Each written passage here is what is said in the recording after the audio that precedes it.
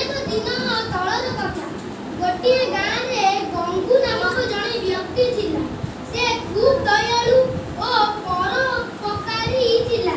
ଦିନେ ଗଙ୍ଗୁ ନିଜ ସମ୍ପର୍କୀୟଙ୍କୁ ଦେଖା କରିବା ପାଇଁ ଅନ୍ୟ ଗାଁକୁ ଯାଉଥିଲେ।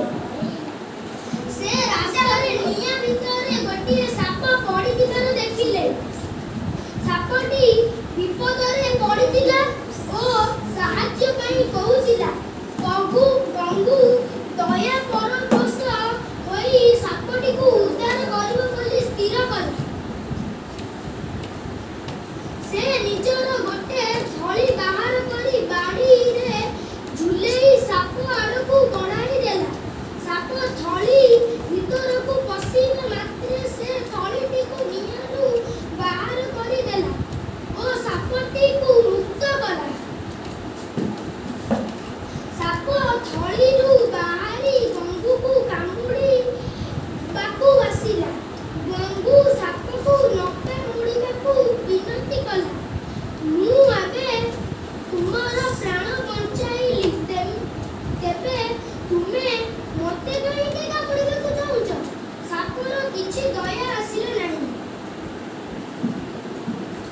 ଗଙ୍ଗୁ ନିଜ ପ୍ରାଣ ବଞ୍ଚାଇବା ପାଇଁ ଦୌଡ଼ିବାକୁ ଲାଗିଲା। ଗୋଟିଏ କୋକିଶିଆଳି ସାପକୁ ଗଙ୍ଗୁ ପଛରେ ଦୌଡ଼ୁଥିବାର ଦେଖି ପଚାରିଲା, ତୁମେ ଦୁଇଜଣ ଏମିତି କାହିଁକି ଦୌଡ଼ୁଛ? ଗଙ୍ଗୁ କୋକିଶିଆଳିକୁ ପୂରା ଘଟଣା କହିଲା। କୋକିଶିଆଳି ସ୍ଥିର କଲା ସେ ଗଙ୍ଗୁକୁ ସାପ କବଳରୁ ବଞ୍ଚାଇବ ଓ ତାକୁ ଉପଯୁକ୍ତ ଶିକ୍ଷା ଦେବ। କୋକିଶିଆଳି ଗଙ୍ଗୁର କଥା ନ ବୁଝିପାରିବା ଭଳି ବ୍ୟବହାର କଲା। ସେ ଗଙ୍ଗୁକୁ ପଚାରିଲା, ତୁମେ ନିଆଁରୁ ସାପକୁ କେମିତି ବାହାର କଲ, ତାହା ମୋତେ ଆଉ ଥରେ ଦେଖାଅ।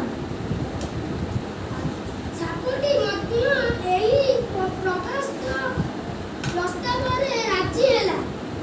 ଗଙ୍ଗୁ ସାପଟିକୁ ପୁଣି ଥଳି ରଖି ନିଆଁକୁ ପକାଇଦେଲା। କୋକିଶିଆଳି ଗଙ୍ଗୁକୁ ଉପଦେଶ ଦେଲା, ପୁଣି ସାପକୁ ବଞ୍ଚାଅ ନାହିଁ। ମୁଁ ତୁମକୁ ସାପଠାରୁ ବଞ୍ଚାଇବା ପାଇଁ କେବଳ ଏହା ଦେଖିବାକୁ କହିଥିଲି।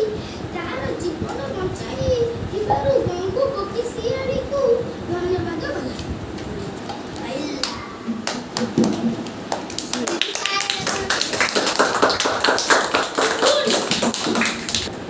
କବାଡ଼ିର ନାଁ କ'ଣ?